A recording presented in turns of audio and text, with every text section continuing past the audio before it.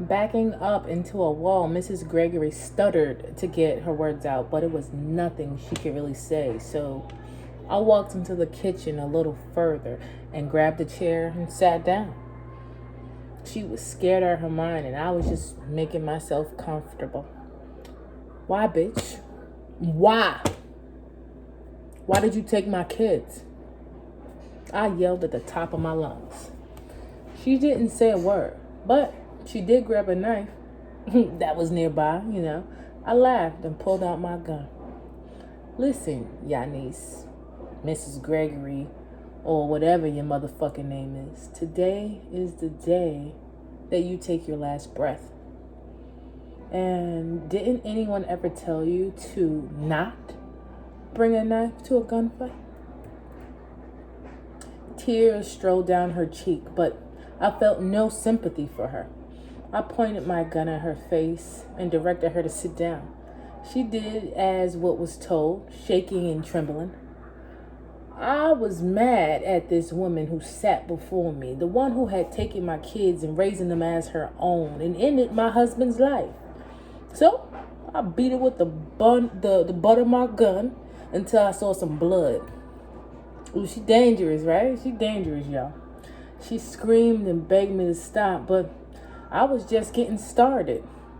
I grabbed a chunk full of her hair and smashed her face into the wall a few times. Then I put her in a chokehold and walked her over to the stove where her food was boiling. I was going to, drowse her face into the pot until she stopped breathing, but she started to speak to me. No, please stop, she screamed. Why should I stop, bitch?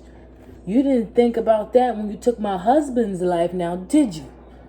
No, I'm sorry, I was young then. I didn't mean it. I changed my life around and I'm not the same person anymore.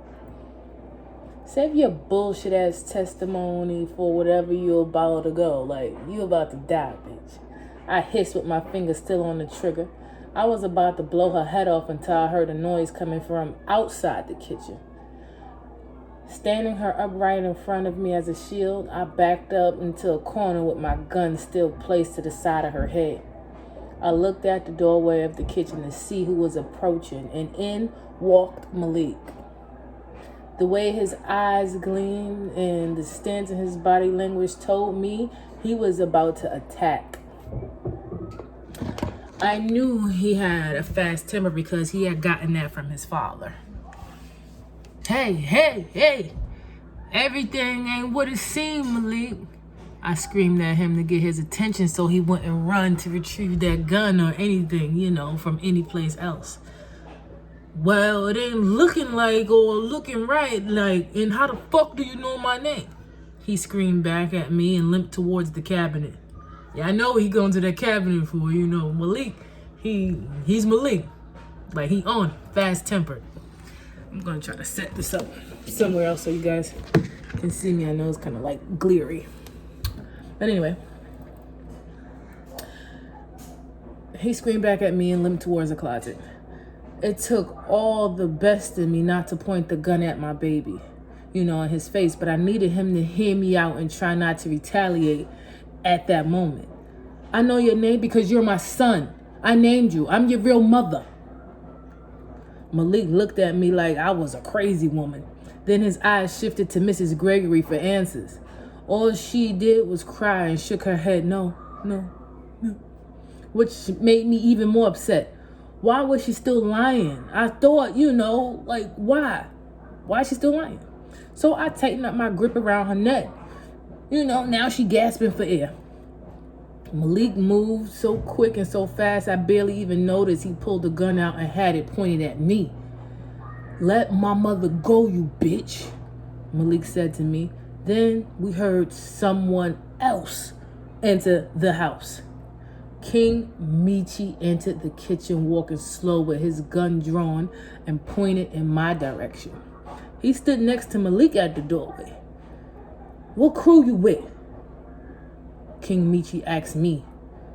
I'm not with no fucking crew, Michi, I responded. So who the fuck are you? I'm Medina, nigga. Bet y'all niggas thought I was never gonna come home for mine. Michi's eyes widened at the sound of my name and his mouth dropped open a little bit. Then he shook his head and told me, let Yanis go. I told him, hell no, and not over my dead body. Malik stood in confusion looking at Michi and Mrs. Gregory trying to figure out who in the world was Yanis. Then I noticed King Michi lowered his gun and wasn't pointing it in my direction. He was actually pointing it at Mrs. Gregory. Okay, Yanis, it's all over now. It's time to tell the truth, King Michi said to her. What truth? What the fuck is y'all talking about? Malik shouted at all of us because now he confused. He want to know what the fuck is going on. I'm your mother, Malik. This crazy woman right here, you think is your mother? Is really not. I gave birth to you. I gave birth to you and your sister, Mah'Lissa. She killed your father and kidnapped you both. I was in jail at the time and the police didn't do a damn thing. She lost her son. He died. But you and Mah'Lissa are mine. I said, breaking down in tears. Malik's eyes started to water. I don't believe you. Prove it to me. You have a birthmark on your inner left thigh the shape of a heart. Am I right? And I'm willing to take a DNA test to prove that I'm your biological mother. He looked at Mrs. Gregory and asked was she willing to undergo, a DNA test as well. But she just cried and cried and cried. She never answered his question. She told him I was some kind of crazy woman and for someone to shoot me already. Oh, she crazy. Shoot her, she crazy. Malik's cheeks were filled with tears, asking Mrs. Gregory over and over again would she be willing to take the DNA test. And still, she didn't answer. Seeing my son in so much pain made me feel bad. My mind took me back to when he was a little boy and I used to sing to him and, make everything all better. I made up a song and he and I used to sing it all the time, even before Mah'Lissa was born.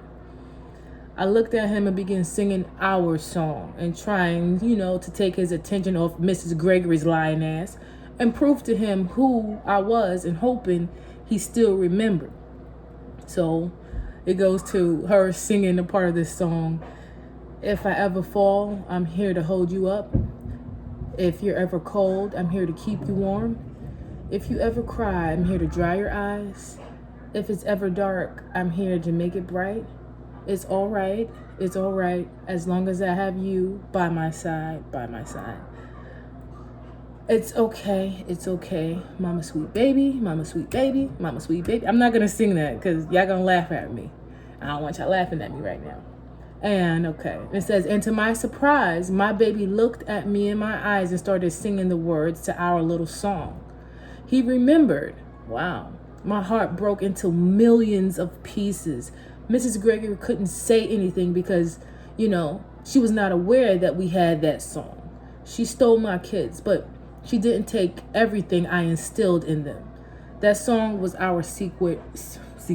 That song was our secret weapon. Okay, and if you guys want me to sing the song, just, send me a little comment. I'll sing it for you.